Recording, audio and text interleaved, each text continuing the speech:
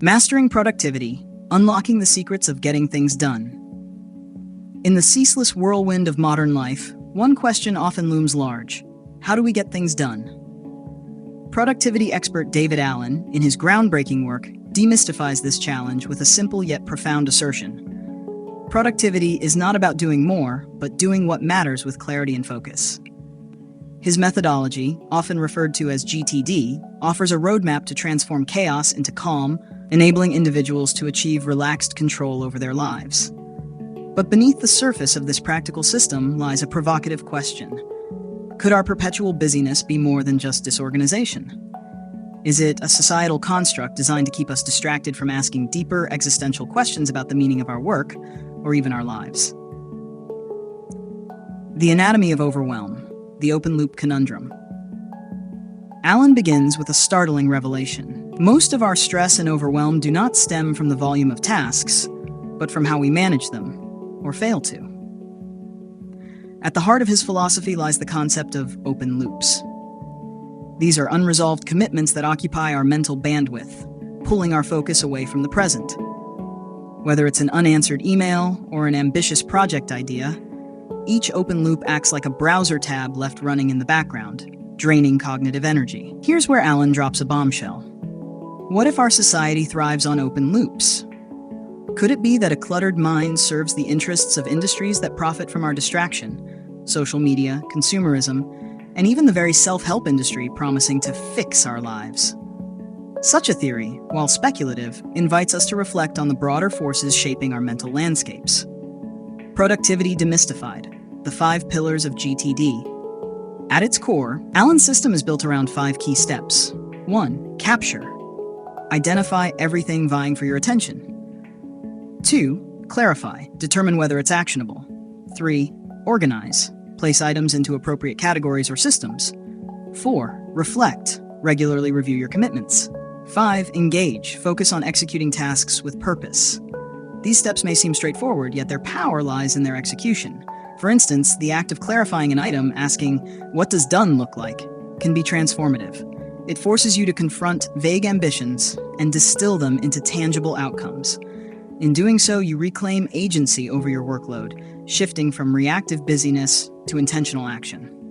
The 2-minute rule, a game changer or a trap. One of Allen's most practical tools is the 2-minute rule. If a task can be completed in less than 2 minutes, do it immediately. This simple principle combats procrastination and prevents minor tasks from snowballing. But here's a twist. What if this rule is also a double-edged sword? While it clears small tasks, it can lure us into a cycle of perpetual quick wins, distracting us from deeper, more meaningful work. It's a subtle reminder that productivity, like power, must be wielded wisely. The weekly review, ritual for the mind, or modern-day meditation. Allen emphasizes the importance of a weekly review, a designated time to consolidate, reflect, and reset. This ritual mirrors ancient practices of mindfulness and self-assessment, offering a rare moment of stillness amidst the noise. During this process, you review projects, update lists, and clear mental clutter, a practice akin to Marie Kondo tidying a home. Could this be the modern equivalent of ancient meditative traditions? Or is it, perhaps, a way to avoid asking harder questions about why we're so busy in the first place? The weekly review may cleanse the mental palate, but it also raises the question, what are we making space for? The conspiracy of productivity tools. Allen's methodology hinges on systems, calendars, lists, and digital tools. Yet, in a world awash with apps and platforms promising to optimize our lives, it's worth questioning. Are these tools truly serving us, or are we serving them? Allen himself warns against systems becoming an end in themselves, yet the global market for productivity software suggests otherwise. Could our obsession with tools be a distraction from the real work of defining purpose and priorities? Breaking the chains of cognitive overload.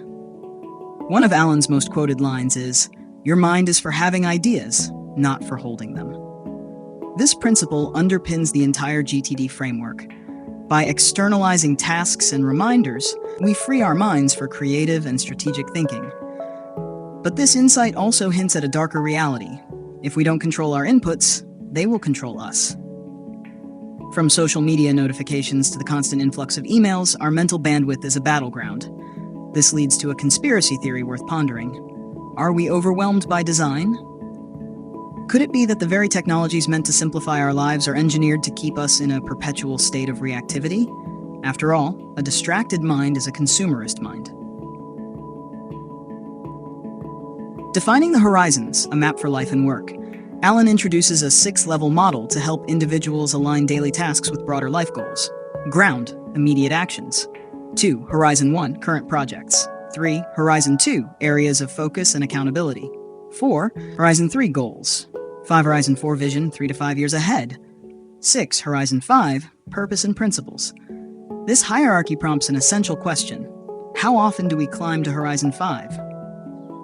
In a culture obsessed with short-term gains and quick fixes, contemplating purpose can feel like a luxury. Yet without it, we risk becoming cogs in a machine, endlessly productive but directionless. The paradox of stress-free productivity. Alan promises a state of relaxed control, but achieving this requires discipline and introspection. His approach is not a magic bullet, but a call to action, to confront the chaos within and impose order. Yet, as we strive for this ideal, we must remain vigilant. Productivity, if unchecked, can become a cult, a relentless pursuit of efficiency that leaves no room for rest, spontaneity, or wonder. Final thoughts. A system for the ages. David Allen's Getting Things Done offers more than a productivity system. It's a philosophy of life. By teaching us to manage our commitments with clarity and intention, it empowers us to reclaim our time and focus. But as we embrace his teachings, let us not lose sight of the bigger picture. Productivity is a means, not an end. The true measure of success is not how much we do, but whether we are doing what truly matters. In the end, Allen's greatest gift may not be his system, but his reminder. The world itself is never overwhelmed, only we are. Perhaps by mastering our minds, we can find not just productivity, but peace, a rare and precious commodity in a world that never stops. Thank you so much for spending your time with us.